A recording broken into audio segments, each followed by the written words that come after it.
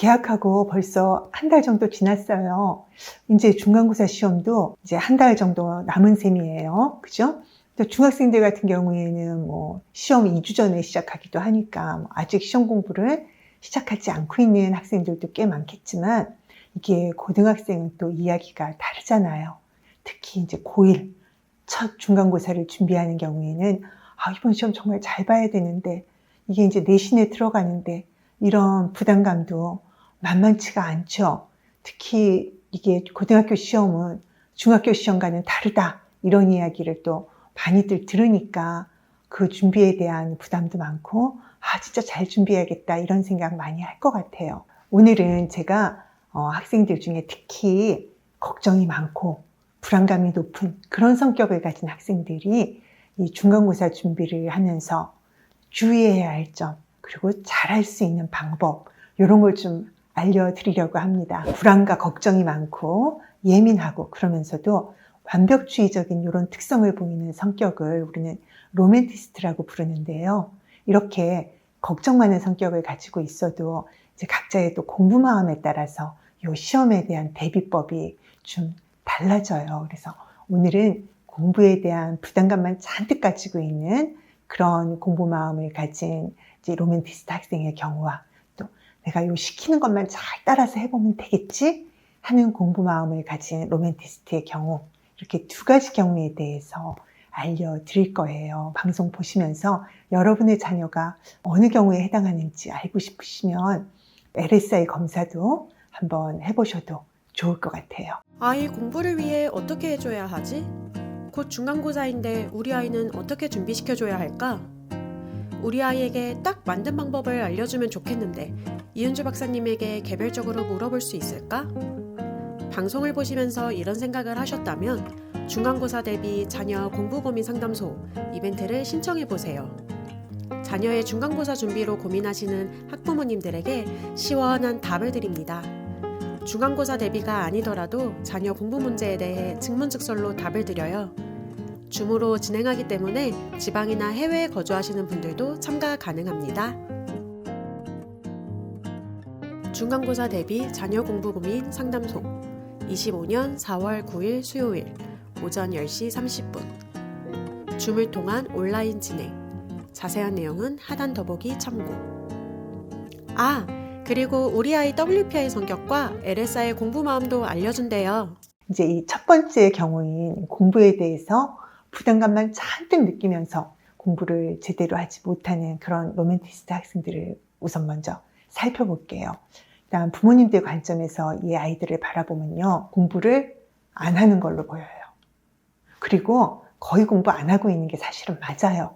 그렇지만 이 아이들한테 너 왜 공부 안 하냐, 공부 안 한다고 야단치면요, 얘네들이 공부하는 건 정말 물 건너가는 이야기가 돼요. 이 아이들이 왜 공부를 안 하고 있는지 그거 좀 이해하시면 야단을 치는 것보다는 얘네들한테는 이 디딤돌을 주는 게 더 필요하구나, 이런 걸 좀 생각하시게 될 것 같아요. 이런 아이들은 공부를 엄청 완벽하게 해야 된다, 이렇게 생각을 가지고 있어요. 그리고 엄청 대단한 계획에 따라서 이걸 몇 회독씩 돌려야 된다, 이렇게 생각을 하는 거예요. 그게 되게 부담스러운 일로 느껴지잖아요. 엄청 완벽하게 해야 되고 막 잘해야 되고 많이 해야 되고, 그렇게 생각을 하면은 부담이 돼서 이 공부를 시작도 못하는 거예요.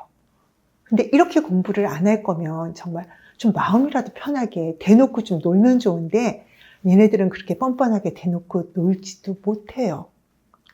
혼자서 부담감만 엄청 느끼는 거예요. 그리고 거기다 덧붙여서 또 자책까지 해요. 그러면서 시험이 다가올수록 압박감을 더 느끼고 결국은 이제 신체적 증상까지 호소하기도 하거든요.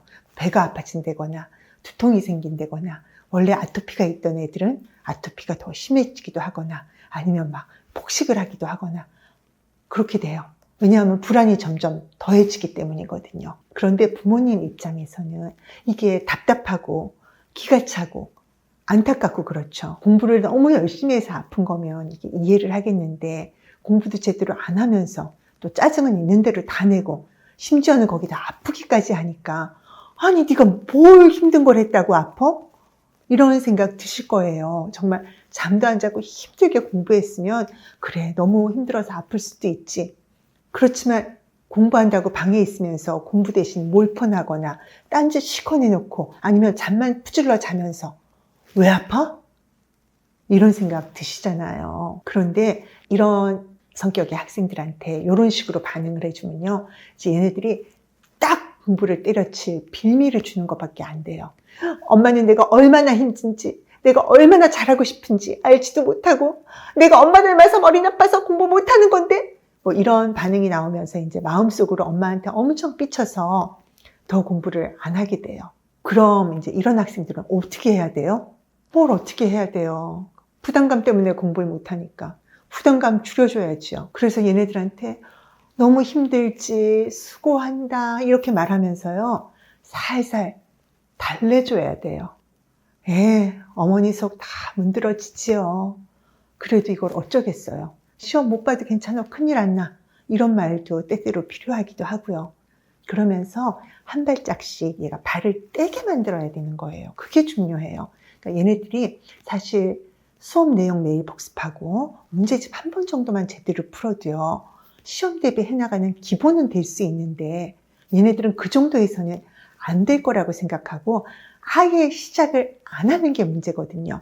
그래서 발을 떼게 해줘야 돼요. 그리고 또 이렇게 부담감만 엄청 가지고 있는 학생들 중에는 공부 기초가 부족한 경우가 많아요. 그래서 공부를 하려고 해도 내가 이걸 어떻게 해야 할지 잘 모르겠으니까 더 부담감을 느끼는 거거든요. 그리고 지금 이게 시험 기간이 아니라면 자, 기초부터 다잡고 공부해 갈 수 있게 이렇게 차근차근 지도를 하면 좋은데, 그래도 시험 기간에는 이 시험 준비를 해야 되잖아요. 그래서 이런 학생들을 공부시키려면요, 좀 달래가면서 과목별로 문제집을 좀 먼저 보게 해주셔야 돼요. 그래서 문제집을 보고 이런 문제들이 있는데 요거를 어떻게 풀면 되지 하면서 교과서하고 선생님이 주신 프린트물에서 나온 내용을 찾아보는 이 역으로 하는 공부법을 시키면 좋아요. 그렇게 이제 얘네들한테 문제부터 먼저 보고 어떤 문제가 나오는지를 교과서나 프린트물에서 좀 찾아보면서 공부하자, 이렇게 얘기하면요, 내가 지금 아무것도 공부 안 했는데 문제집 풀면 틀릴 텐데 어떻게 공부도 안 하고 문제를 푸냐고 막 이제 걱정을 할 거예요. 그러면 이런 말씀을 해주세요. 문제집은 어떤 게 시험에 나오는지 알려주려고 있는 거지, 너 성적 그걸로 내는 거 아니잖아. 그러니까 괜찮아, 이렇게 해도 돼. 이렇게 달래주시면서 이런 말을 해주시면 되거든요. 자, 이런 시험 문제 나오면 어떻게 풀면 되는지 좀 알아보자. 자, 그거 저기서 찾아보니까 여기 이런 내용 있다. 요거 좀 알면은 네가 이 문제 풀 수 있겠지. 이렇게 다 공부하는 거야. 이렇게 얘기하면서 애한테 접근하게 하세요. 학원을 보내거나 과외를 시켜도 이 학생한테 안도감을 주면서 하나씩 차근차근 알려주시는 선생님을 만나는 게 아니라면요, 이게 학원이나 과외도 별 도움이 안 될 수 있어요. 그리고 생활관리 측면에서도요, 얘네들은 공부를 엄청 해야 된다는 생각도 있지만 또 그 생각과 달리 본인은 한 30분만 공부를 해놓고도요, 자기가 엄청 힘든 거를 했다고 생각하는 그런 이중잣대를 마음속에 가지고 있거든요. 그래서 매일 약속한 시간에 딱 약속한 만큼만 공부하게 하면 이 학생이 불안한 가운데에서도 조금씩 안정을 찾게 될 거예요. 그러니까 너무 많이 해야 된다고 생각하면서 안 하고 있잖아요. 그게 아니고 이만큼만 하자. 그러면 그래도 내가 이렇게 조금이라도 하고 있네? 라는 느낌을 받게 되면요, 이렇게 한 발을 더 떼놓을 자신감이 생길 수 있어요. 이 학생들이 정말 공부 생으로 안 하고 시험 보면요, 이 5등급도 나오기가 힘들어요. 근데 이렇게 좀 공부를 하잖아요. 그러면 그래도 자기가 공부한 과목에 대해서는 한 4등급 정도 나오면서 이게 뭐가 좀 되네? 이 생각을 요만큼 하거든요. 그거를 이제 발판으로 해서 그 이후에 공부를 하게 만들어야죠. 지금까지는 걱정 많고 불안하고 공부 기초가 좀 부실해서 공부가 두렵기만 한 그런 학생을 위한 중간고사 준비 팁이었습니다. 이은주 박사님의 코칭 받기 전에는 공부에 대해서 어떻게 해야 한다는 생각이 별로 없었어요. 그냥 학교에서 멍키고 수업 시간을 보냈고 시험 전에는 책 한번 보면 되겠지 하는 정도의 생각이었거든요. 그런데 지금은 수업 시간에 선생님 말씀을 일단 잘 듣게 되고 전부 받아 적어요. 배운 내용이 이전보다 기억도 나고 이해도 더 되는 것 같아요. 받아 적어서 어떻게 공부해야 하겠구나 하는 생각이 들어요. 예전에는 시험에서 틀려도 그냥 지나갔는데 지금은 왜 틀렸는지 뭘 모르고 있었는지도 찾게 되고 인강이나 수업을 들을 때 무슨 의미인지 이해가 되고 관심 있게 들어요. 센터에서 공부는 이렇게 해야 되는구나 하는 걸 배우면서 이전에는 아예 시도조차 안 하고 하기 싫다고 생각했었는데 지금은 해보자, 할 수 있겠다 하는 마음이 생긴 것 같아요. 그럼 이번에는 걱정과 불안은 많지만 시키는 것만 따르면 내가 안전할 거야 라고 생각하고 무조건 외우기만 하는 그런 마음을 가진 학생들의 시험 대비 방법을 알려드릴게요. 이렇게 무조건적인 마음으로 공부해서는요, 좋은 성적을 얻기 힘들어요. 중간고사 공부는 시험을 대비한 공부잖아요. 그래서 시험을 볼 준비가 돼야 되는 거예요. 근데 이런 마음을 가지고 있는 로맨티스트 학생들은요, 학원에서 준 자료만 본다거나, 왜냐하면 그게 이제 이것만 시험에 나올 거야 했기 때문에, 아니면 오히려 모든 걸 다 외우려고 한다거나, 이런 식으로 좀 요령 없이 공부를 해요. 그래서 공부의 효율성이 떨어져요. 공부의 시간은 엄청 들이는데 공부하는 진도도 잘 안 나가고요. 결정적으로 머리에 남는 게 없는 공부를 하게 되는 거예요. 그래서 막상 시험 문제를 풀 때는요, 이 공부한 효과를 못 누리게 되죠. 특히 이제 고등학교에 가면서 공부할 분량이 이렇게 많이 늘어난 경우에는요, 얘네들이 더 힘들어해요. 중학교 때는 그래도 뭐 시험 기간 동안 교과서 달달 외우면 됐는데 이제 고등학교는 또 다르잖아요. 그래서 매일 잠도 못 자면서 공부하는데 효율은 떨어지고 시험에 대한 대비는 전혀 되지 않은 채 시험 보는 일이 생겨버리는 거예요.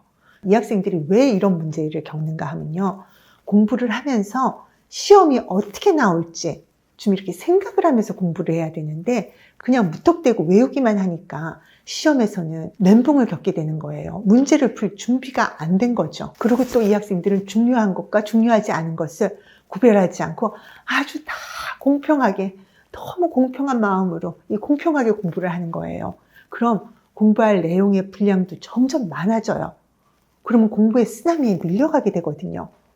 그렇게 하다 보면 마음이 더 조급해지죠. 그리고 스스로 공부하고 있다는 확신이 안 드니까 불안감은 더 높아지는 그런 악순환을 경험하게 돼요. 이런 학생들이 나름 거기서 벗어나는 방법 중에 하나가 공부의 쓰나미에서 벗어나기 위해서 그 학원에서 이게 시험에 나올 거야 라고 한 것만 다 공부하는 그런 방식이에요. 근데 이게 선별적으로 공부한다는 의미에서는 뭐 시간 절약이 될 수도 있겠지만 이런 마음을 가진 학생들의 본질적인 문제는요, 조금 전에도 말씀드렸지만 스스로 어떤 내용이 왜 시험에 나올지 또 어떤 방식으로 나올지 생각을 안 한다는 거거든요.